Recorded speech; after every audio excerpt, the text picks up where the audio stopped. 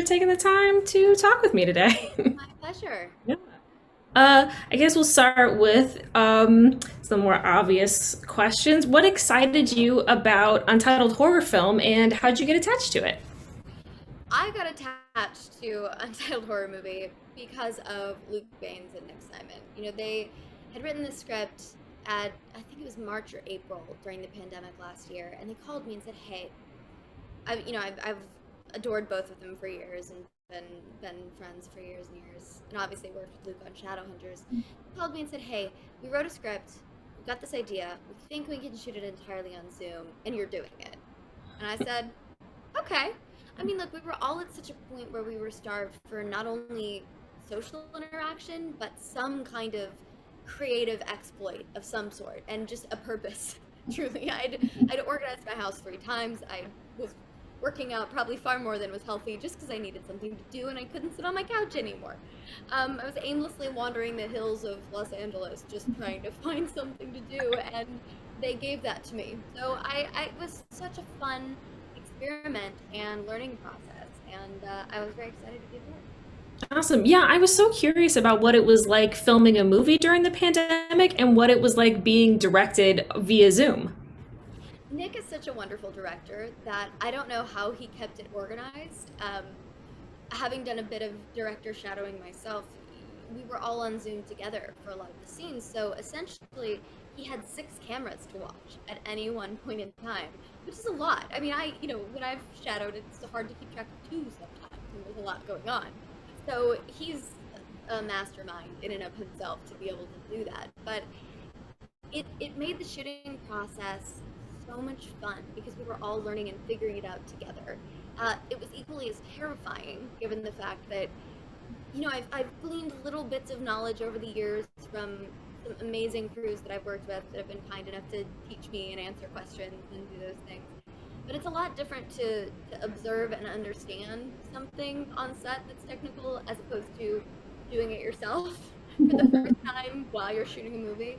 But all the praise on that and all the thanks goes to Kevin Duggan, who is our director of photography, who ever so patiently taught 6 actors how to light and set up sound and cameras and transfer footage at 3 in the morning after we'd been shooting for 12 and a half hours. And it really was a team effort, and I think that filled so many of the voids at that point in the pandemic was bringing up. Yeah, that's awesome. Yeah, I was really curious about how much of a collaborative process it was, and especially I think also because I'm assuming you guys were filming in your homes, if you did any like set dressing to sort of like make your room more of like your Chrissy's room or like what that sort of was. 100%. It's really interesting because there's so many little things you don't think about that go into every single department. Um, and we really had to have a collaborative process, which is always how I prefer to work anyway. I think, 2 heads are better than one, and especially when it comes to creativity and experimenting and trying to figure it out in a situation like this. But it was really all hands on deck to figure out, okay, who has what in their house, who can bring, I was having samurai swords and crystals and things dropped off by different people in production to my house, and then setting it all up and going through all of my cabinets and cupboards and going, what do I have that can make this Chrissy as opposed to me? And to really switch that up, but between that and then special effects makeup and stunt work and every element of the process, even to knocking on my neighbor's door and going, "Hey, so I'm gonna be running around my house tonight, banging on my doors, screaming, 'Let me out!' And that there's, some evil thing going on. Don't worry Yeah. about it. It's all part and parcel." What was your favorite bit to film, and also how are those kills worked out without going into too many spoilers? Uh, so it was all entirely done remotely. So we were all on Zoom together. Aside from there was one scene that Luke and I shot through a glass door, um, which thank goodness I had glass doors in my place at the time. It worked out rather well. But in a sense, that was I think our biggest trepidation going into this because so much of the movie relies on the banter between castmates and between the sort of chemistry of the group. And those scenes turned out to be my favorite that we shot throughout the process. We were all able to be on Zoom and through the magic of headphones and earpieces, shoot all together and have the freedom to improvise and the freedom to have that banter without compromising the sound of the film. And it was so fun to watch everyone not only experiment with their lighting and their camera work and things like this, but to watch all of us learn and find what this movie was going to turn into while we were making it.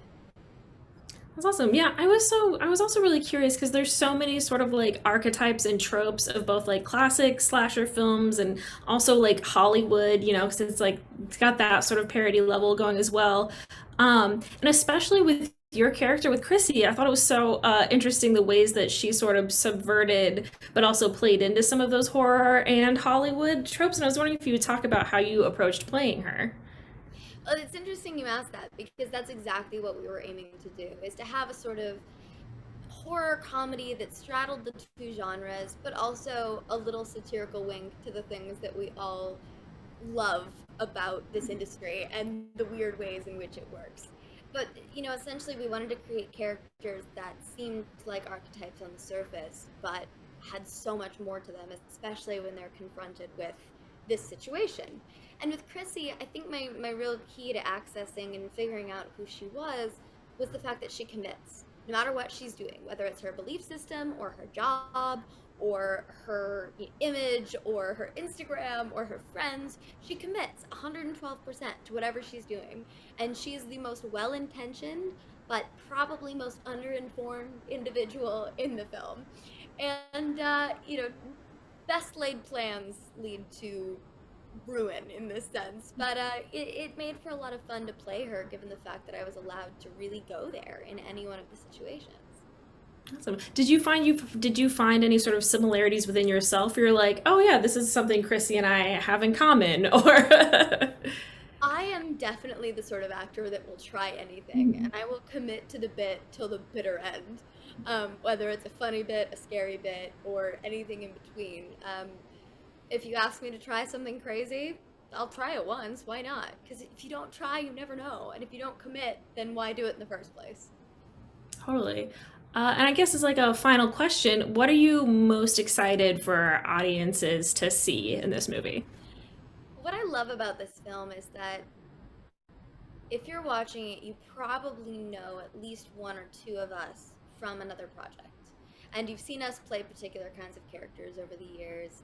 But this film, it's it's an interesting amalgamation of people that you thought you may never see on screen together. And we have so much fun. And no matter whether you come at this from a comedy perspective or a horror perspective or just a bunch of actors that you like to watch on TV perspective, you're going to have fun and you're going to be entertained. And that was our whole goal. We all needed an escape from the unknown that we were living in.